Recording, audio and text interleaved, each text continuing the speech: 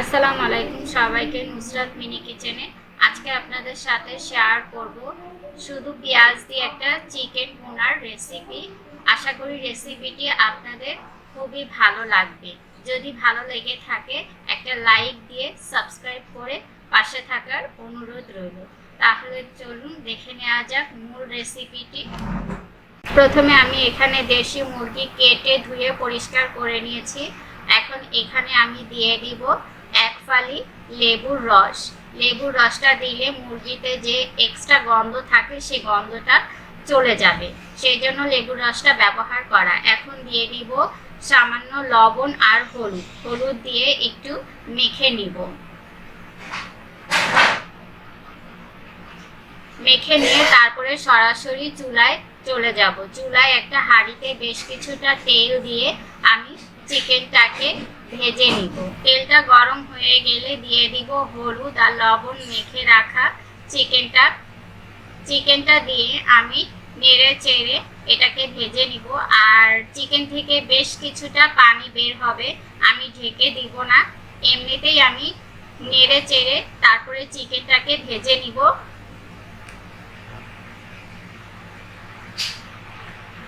দেখতেই পাচ্ছেন চিকেন থেকে বেশ কিছুটা পানি বের হয়েছে। আর চুলার জালটা মাঝারিতে রেখেছি, আমি নেড়ে চেড়ে এই পানিটাকে শুকিয়ে নিব।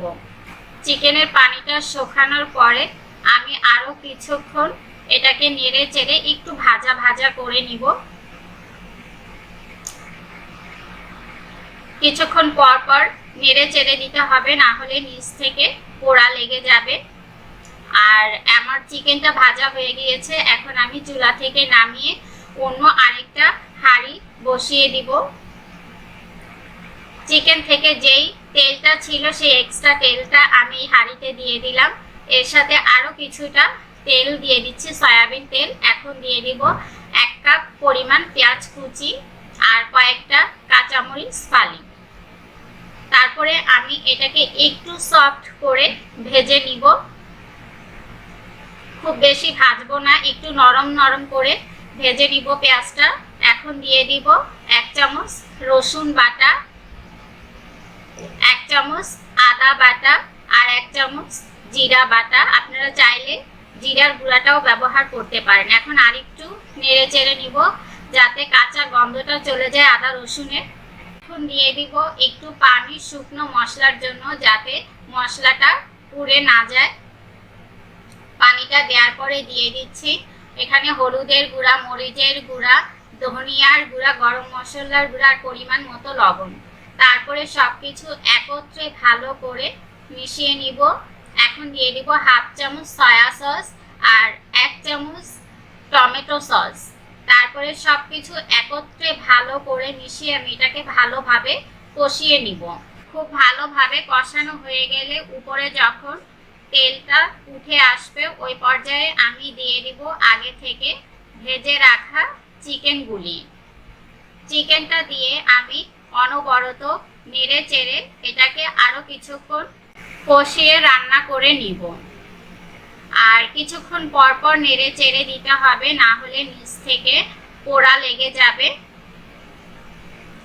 দেখতেই পাচ্ছেন কালারটা খুবই সুন্দর, মাশাআল্লাহ।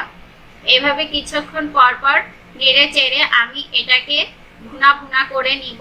চিকেনটাকে ততক্ষণ রান্না করতে হবে ভেজে ভেজে, যতক্ষণ চিকেনের ভিতরে সম্পূর্ণ মশলাগুলি না ঢুকে। আর চিকেনটা আমার সম্পূর্ণভাবে রান্না হয়ে গিয়েছে, দেখে বুঝতে পারছেন পেঁয়াজ দিয়ে খুবই সুন্দরভাবে চিকেনের একটা ভুনা।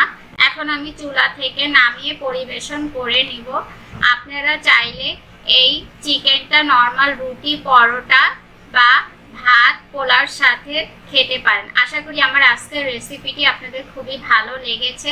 তাহলে আজকের মতো এখানে বিদায় নিচ্ছি। সবাই সুস্থ থাকবেন, ভালো থাকবেন। আল্লাহ হাফেজ।